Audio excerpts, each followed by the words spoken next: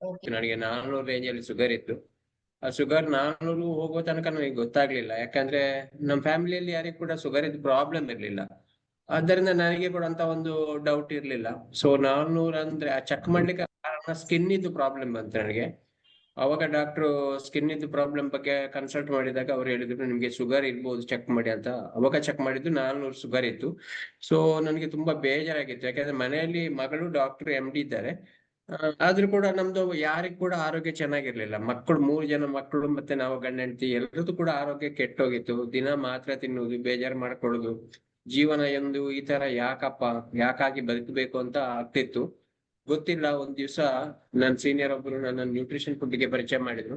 First day ಸಿಕ್ಕಿದ result ಅಂದ್ರೆ ನನಗೆ ನಂದು ಒಂದು 10 ವರ್ಷದಿಂದ ಯೂರಿನ್ ಕಲರ್ ಒಂದು ಮಣ್ಣಿನ ತರ ಕಲರ್ ಇತ್ತು.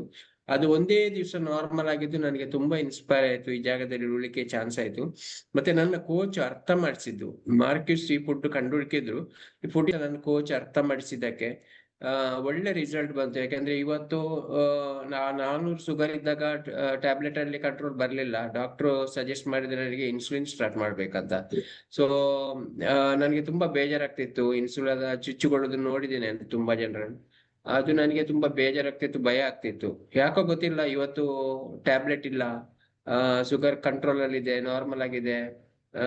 ಶುಗರ್ ಜೊತೆಯಲ್ಲಿ ನನಗೆ ಡಿಸ್ಕ್ ಪ್ರಾಬ್ಲಮ್ ಇತ್ತು, ನಡಿಲಿಕ್ಕೆ ಆಗ್ತಿರ್ಲಿಲ್ಲ, ನಿದ್ದೆ ಕರೆಕ್ಟ್ ಆಗಿ ಬರ್ತಿರ್ಲಿಲ್ಲ, ಊಟದ ಮೇಲೆ ಕೂಡ ಸಿಟ್ಟೆ ಬರ್ತಿತ್ತು. ಆದ್ರೆ ಇವತ್ತು ಹ್ಯಾಪಿ ಆಗಿದ್ದೇನೆ. ಈ ನ್ಯೂಟ್ರಿಷನ್ ಫುಡ್ ಒಳ್ಳೆ ರಿಸಲ್ಟ್ ಕೊಟ್ಟಿದೆ. ನನ್ನ ಮನೆಯಲ್ಲಿ ನಾನು, ನನ್ನ ಮಕ್ಕಳು, ಹೆಂಡತಿ ಎಲ್ರು ಕೂಡ ಹೆಲ್ದಿ ಆಗಿರ್ಲಿಕ್ಕೆ ತುಂಬಾ ಸಪೋರ್ಟ್ ಮಾಡಿದ್ದು ಈ ನ್ಯೂಟ್ರಿಷನ್. ಬೆಳಗಿನ ಒಂದು ಉಪಹಾರ ಚೇಂಜ್ ಮಾಡಿದೆ ನಾನು.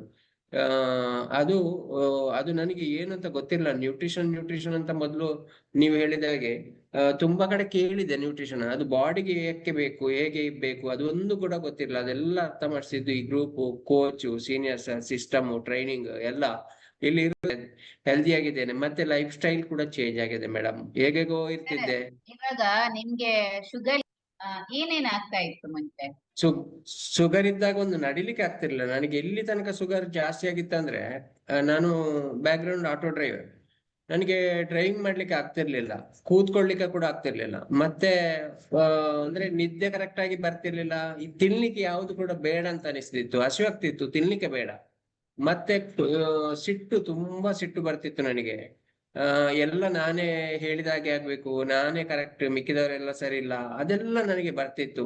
ಮತ್ತೆ ಬೆಳಿಗ್ಗೆ ಬೇಗ ಎದ್ದು ಕೆಲ್ಸಕ್ಕೆ ಹೋಗ್ತಿದ್ದೆ. ಮನೆಗೆ ಬರುವಾಗ ಟೈಮ್ ಎಷ್ಟು ಅಂತಿಲ್ಲ, ಯಾಕಂದ್ರೆ ಮನೆಗೆ ಬರುವುದೇ ಬೇಡ ನನಗೆ, ಆ ತರ ಆಗಿತ್ತು. ಹೊರಗೆ ಜಾಸ್ತಿ ಇರ್ತಿದ್ದೆ ನಾನು. ಮತ್ತೆ ಕಂಟ್ರೋಲ್ ಇಲ್ಲ ನನ್ನಲ್ಲಿ. ಮನೆಯಲ್ಲಿ ಕಿರಿಕಿರಿ ಇರ್ತಾ ಇತ್ತ ಸರ್? ಕಿರಿಕಿರಿ ಅಂದ್ರೆ ನಾನು ಯೋಚನೆ ಮಾಡಿದೆ ಮೇಡಮ್, ನಾನು ಹೆಲ್ದಿ ಆಗಿದ್ದೇನೆ ಅಂತ ಹೇಳಿ. ಆದ್ರೆ ಮನೆಯಲ್ಲಿ ಪಕ್ಕದ ಮನೆಯವರಿಗೆ ಒಂದು ಒಳ್ಳೆ ಊಟ ಸಿಕ್ತಿತ್ತು. ಊಟ ಅಂದ್ರೆ ಮನಸ್ಸಿಗೆ ಅವರಿಗೆ ಖುಷಿ ಆಗ್ತಿತ್ತು. ದಿನ ಬರೋದೇ ರಾತ್ರಿ 10, 11, 12 ಗಂಟೆಗೆ. ಬಂದ ಮೇಲೆ ಜಗಳ ಶುರು ಮಾಡುದು, ಕಾರಣ ಬೇಕಾಗಿಲ್ಲ ಜಗಳ ಮಾಡ್ಲಿಕ್ಕೆ. ಜಗಳ ಶುರು ಮಾಡಿ ಊಟ ಮಾಡದೆ ಮಲಗುದು ಹಾಗೆ. ಅದು ಪಕ್ಕದ ಮನೆಯವರಿಗೆ ಒಂದು ಒಳ್ಳೆ ಎಂಟರ್ಟೈನ್ಮೆಂಟ್, ಅವರಿಗೆ ಖುಷಿ ಆಗ್ತಿತ್ತು. ನಾವಿರುವಾಗ ಮಾತಾಡ್ತಿರ್ಲಿಲ್ಲ, ನಾವು ಇಲ್ಲದಾಗ ಬೇರೆಯವ್ರಿಗೆ ಹೇಳ್ತಿದ್ರಿ ಎಂತ ಅವ್ರಿದ್ರೆ ಅಂತ. ಆದ್ರೆ ಅದು ಮತ್ತೆ ಗೊತ್ತಾಯ್ತು ನನಗೆ, ಆ ತರ ನಂದು BP ಕೂಡ ಜಾಸ್ತಿ ಇತ್ತು ಅಂತ. ಈಗ ಯಾವುದಿಲ್ಲ, ಹ್ಯಾಪಿ ಆಗಿದ್ದೇವೆ ಅಂದ್ರೆ ತುಂಬಾ ಖುಷಿ ಆಗತ್ತೆ. ತಗೊಂಡ್ರೆ ಜೊತೆಗೆ ಏನಾದ್ರೂ ಆಡ್ ಮಾಡ್ಕೊಂಡ್ರ? ಸಪ್ಲಿಮೆಂಟ್ ಮೇಡಮ್, ನನಗೆ ಒಂದು 5 ತಿಂಗಳ ತನಕ ನನಗೆ ಬರೇ ಶೇಕ್ ಮತ್ತೆ ಆಪರೇಷನ್ ಮಾತ್ರ ತಗೊಳ್ತಿದ್ದೆ. ನನಗೆ ಶುಗರ್ ಅಷ್ಟು ಕಂಟ್ರೋಲ್ ಬಂದಿರ್ಲಿಲ್ಲ. ಕೋಚ್ ಹತ್ರ ಸ್ವಲ್ಪ ಸಿಟ್ಟಲ್ಲೇ ಮಾತಾಡಿದೆ, ನಾನು ಇಷ್ಟು ಟೈಮ್ ತಗೊಂಡೆ, ನನಗೆ ಕಂಟ್ರೋಲ್ ಬರ್ತಾ ಇಲ್ಲ ಅಂತ. ಅವರು ನನ್ನನ್ನು ಅರ್ಥ ಮಾಡ್ಕೊಂಡಿದ್ರು, ನನ್ನ ಹತ್ರ ಆರ್ಥಿಕ ಪರಿಸ್ಥಿತಿ ಸರಿ ಇಲ್ಲ ಅಂತ. ಅದು ಹಾಕಿದ್ರೆ ಬೇಗ ಸ್ವಲ್ಪ ನಿಮ್ಗೆ ರಿಸಲ್ಟ್ ಬರುತ್ತೆ ಅಂತ. ಆವಾಗದಿಂದ ಕಷ್ಟ ಆದ್ರೂ ಸ್ಟಾರ್ಟ್ ಮಾಡಿದೆ ಸಪ್ಲಿಮೆಂಟ್, ಮಲ್ಟಿವಿಟಮಿನ್ ಅದೆಲ್ಲ ಸ್ಟಾರ್ಟ್ ಮಾಡಿದ್ಮೇಲೆ ಈಗಂತೂ ಅದು ಅಭ್ಯಾಸ ಆಗಿ ಹೋಗಿದೆ. ದಿನ ಅದು ತಗೊಳ್ಳೋದು ಖುಷಿ ಆಗತ್ತೆ. ಲ್ಯಾಕ್ಟಿವೇಟರ್ ಇರ್ಬೋದು, ಎಲ್ಲ ಆಲ್ಮೋಸ್ಟ್ ಸಪ್ಲಿಮೆಂಟ್ಸ್ ಎಲ್ಲ ಯೂಸ್ ಮಾಡ್ತೇನೆ ಈಗ. ಖುಷಿಯಾಗಿದ್ದೇನೆ ಮೇಡಮ್, ಒಂಥರ ಚಾಕ್ಲೇಟ್ ತಿಂದಾಗೆ ತಿಂತಾ ಇದ್ದೇನೆ. ಕರೆಕ್ಟ್ ಅಲ್ವಾ?